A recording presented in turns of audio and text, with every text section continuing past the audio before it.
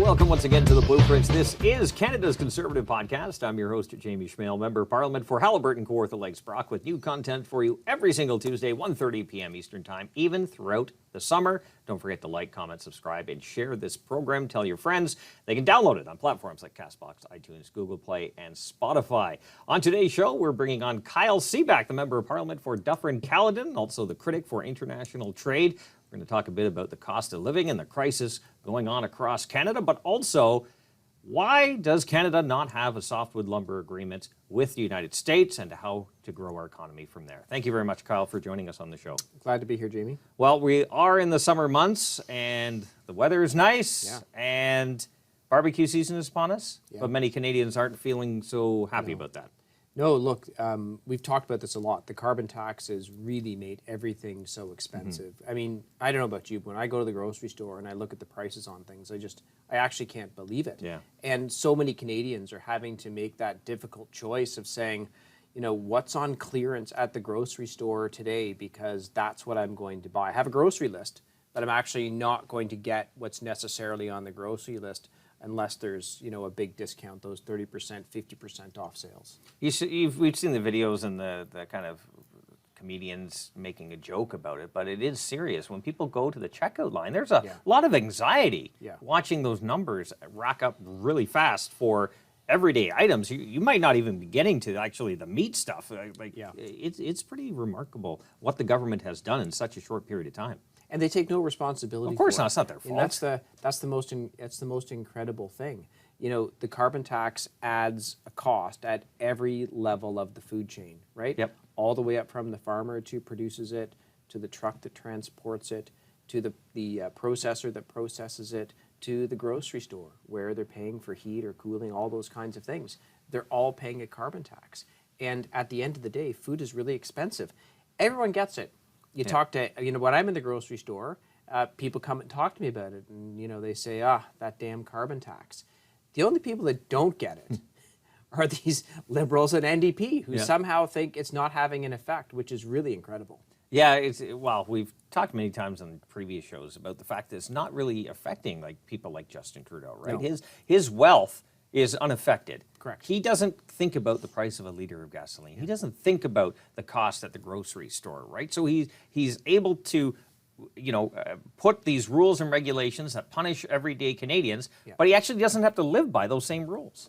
100%. I can't imagine the last time he actually filled up his car with gas, right? Yeah, Same with he's always all got these, someone to do it. That's right. Yeah. And he's not paying for it either. That's right. Because it's a government car. Same with all these Liberal ministers who voted against our plan to take all fuel taxes off for the summer, give people a break so they could actually get it on a road trip, make everything more affordable for the summer. I don't think most of them have a concept of what the actual cost of living is. I doubt it. But people are working twice as hard to take in half as much. Yeah. And as you said, you know, God forbid they look forward to a vacation. That's right. You know, many people can't leave the country, so people are doing a staycation. Yes. But even the Liberal minister, Mark Holland, basically implied if you're in a car going for a drive with your family, maybe to the beach or whatever, you're killing the planet. Yeah, it's unbelievable. But Justin Trudeau still gets to board his plane. Well, and he boards them a lot. Yes, he does. Right. And again, he doesn't have to worry about it because he stayed at that $9,000 a night resort with some of his rich friends. You know, like we all do. Like I think every Canadian says, I would love to do it, but they just can't. No, they can't. Because the rules, the regulations, the red tape, the government edicts from on high are punishing people to the point where food bank usage is at the highest it's ever been. It's absolutely incredible what the country has turned into. It's unbelievable. My local food bank talks about seniors' poverty at the food bank. I know everyone's struggling, but seniors are struggling the most, and they've never seen so many seniors at a food bank in the entire existence of the food bank. Yeah. And there's really like who's been running the place for the last 9 years? That's the funny thing, right? It's almost like they campaign against themselves. Yes. You know, these Liberals say, man, when we find out who's responsible for this, boy, will they be in trouble.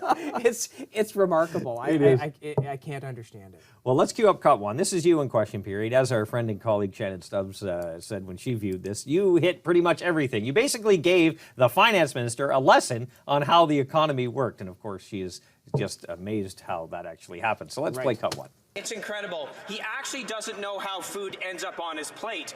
The farmer pays a carbon tax. The truck that picks up the farmer's food pays a carbon tax to take to the processor. The processor pays a carbon tax. The truck that picks it up from the processor to take it to the grocery store pays a carbon tax. The grocery store pays a carbon tax. And then Canadians can't pay for food. When will this partisan hack finance minister finally understand that carbon tax causes inflation? You know, you saw the environment minister just before that clip started, right? Yeah. He's one of the ones, the activists that stand, shake their fist at these companies for doing what they do best, creating jobs, opportunities, service, and products that we all need. And then he's absolutely shocked when some of these companies get tired of being poked. And they leave, or they shut down, or they change their operation. Yeah. And then we need a government program, right? Like, this right. is the cycle we're on. Yeah, so their answer to driving Canadians into poverty with all their programs and spending and taxes is we need another program, and therefore we have to raise taxes to pay for the program. That's right. Actually, if you just like got out of the way Yep. and made life more affordable by lowering taxes, scrapping the carbon tax, we wouldn't need all these expensive That's right. government programs. So if when we talk about expanding the economy, right, we have the resource industry, we have mining, we have lumber. We still don't have a softwood lumber agreement. Unbelievable. There are thousands of people still without a job. Yes. Because this government refuses to take action. Yeah. Maybe you can give us a quick update as the trade critic where we are on that file so we can get people back to work.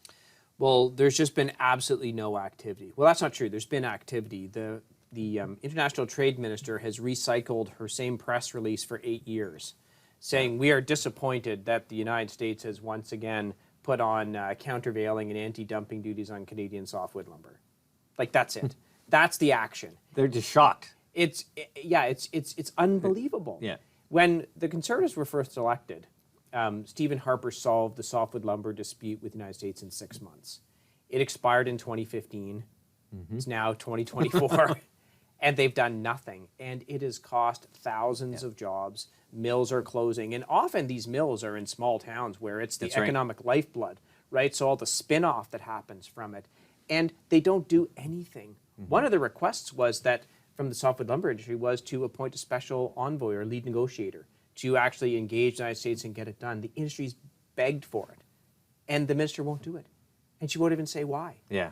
It's really, I don't know what they're doing. The relationship, the trading relationship with the United States is in real trouble under this government. Well, they talk about, oh, you know, our trade, like we've never had so much trade. It's not true. Trade volume's actually down. It's actually down. Inflation, which they're mostly responsible for, has inflated the cost of Canadian goods. So the dollar figure might be up, but the trade volume's actually down. And we're not making anything here. And we're not. We used to be the United States' largest trading partner. Yep. Guess where we are now? Number 3. So Mexico's ahead of us. That's right. Yeah. So we're going down all the time, and these liberals just don't do anything to fix the problem. Well, that's the absolutely remarkable thing about this, right? And to the earlier comment, like they'll have a government program for those that have lost their job. That's right. Before COVID, just before the world shut down, I remember we had questions in question period pretty consistently leading up about these mills that were closing all across the country, right? MPs are standing up in question period. This mill closed down this week. This mill, hundreds of people out of work. And of course, COVID hit, and here we are now. But this problem has not gotten any better. It's almost as if those people who were left out of a job have just been forgotten. They have been, 100% by this government. And on top of it, the carbon tax makes everything more expensive. So we're already competing globally for everything, right? Our farmers are competing globally. Our forestry sector is competing globally. Anything, minerals, everything. You put a carbon tax on top of every single Canadian product that we try to export.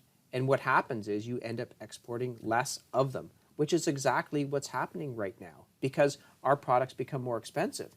And the real problem is 70% of Canadian GDP comes from trade. We're a trading nation, and we're hobbling ourselves by making all of our products more expensive. Yeah, the market's only going to pay so much for whatever you're selling. That's exactly right. And if you're adding all these input costs, at some point the company's going out of business, it's moving, it's changing its operation. That's right. You had the minister at committee, so let's cue up cut 2. Sure. Where you kind of put forward a pretty straightforward question, I thought, and of course, what they do the best, they dodge and deflect. So let's play cut 2.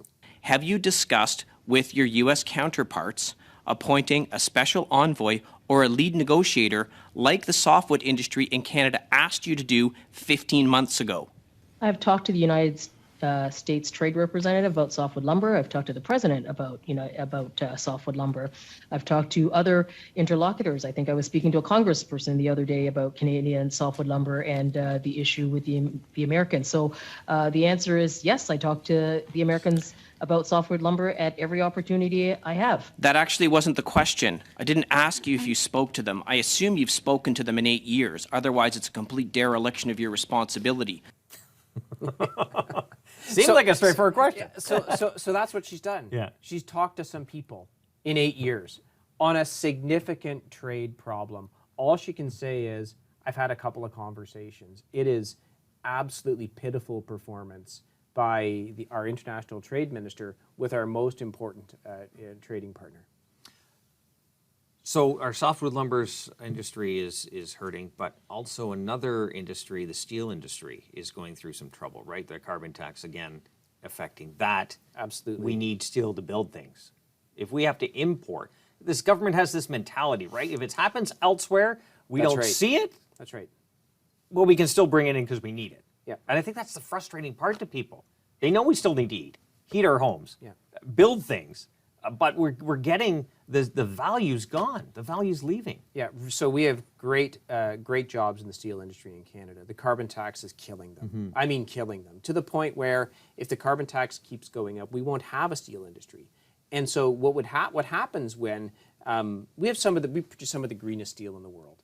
And first of all, we have allowed steel to be dumped into Canada at an unprecedented rate. When I say we, I mean the Liberal government. That's what they've done. Yeah. So the market share of foreign steel in Canada has quadrupled in the last 15 years. So this is a huge problem, and they're doing absolutely nothing about it, nothing to stop it.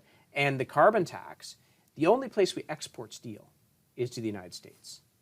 The carbon tax makes our steel so expensive that we're having trouble now exporting steel to the United States. At the same time, we're importing all kinds of high carbon steel from all around the world.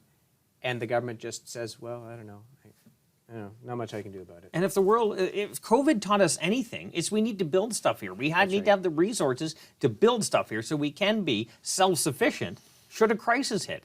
So imagine with the geopolitics that's going on right now, if we were reliant upon, for example, Chinese steel in Canada, because the steel industry is completely hollowed out. All of a sudden they say, yeah, well, America send you guys any pipe for, water pipes or things like that. Be a big problem. And it's all self-inflicted. Yep. Right? So why are we putting, it's all stick with this government. Yes. So create the incentive so that we want our steel to be greener, right? Which they're doing. That's all happening. But why then punish them with a carbon tax on top of it? There are some steel mills that are paying $300, $400 million a year in carbon tax. How are they going to compete with their counterparts in the United States that have no carbon tax? We're just actually, the message they're sending is, we don't want a steel industry in Canada. And at the same time, we've talked about this many times on different shows, the companies, if their margins are so tight because they have to deal with the carbon tax, they don't have the extra money to put into their innovation to make it even cleaner than ever before. Right. To start to keep producing, expand research and development. They don't have money for that. They don't. But then the government says, well, we'll set up a program for that. Of course, there's a program. There's a program for that. Of course. But we'll pick the winners and losers. Yes. Right? And if you comply with our ideology, you'll get the grant. That's right. Yes. Yeah. So you guys over here, you're on the naughty list. We don't like you. That's right. So you're not going to get any money. But we like these guys over here, so they're going to get money. It's the worst way to run an economy. Yep. Actually, what you want to do is create a level playing field for everyone, and then let the best, most innovative businesses win. Instead, you're going to have Chrystia Freeland, Yeah. Stephen Guilbeault, The unproductive people managing the productive. determining That makes who sense. should win. Yeah. It's you can't make this stuff up. Well, with these liberals, just one thing after another. It's unbelievable. We're pretty much out of time. I know I did have some more things to talk about. We'll have to get you on again, but appreciate your time.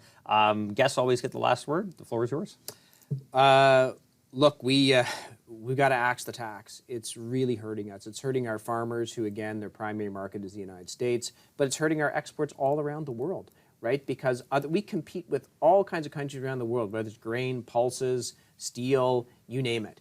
And the carbon tax is making all of our domestic industries uncompetitive. It's actually hurting our trade, which really creates a worse economy for Canadians. And it's a simple fix, and we'll do it. Absolutely. Kyle Seeback, Member of Parliament for Dufferin-Caledon, also the critic for international trade. We appreciate your time. We appreciate yours too. Don't forget to like, comment, subscribe, and share, because we will have new content for you throughout the summer. We are not slowing down.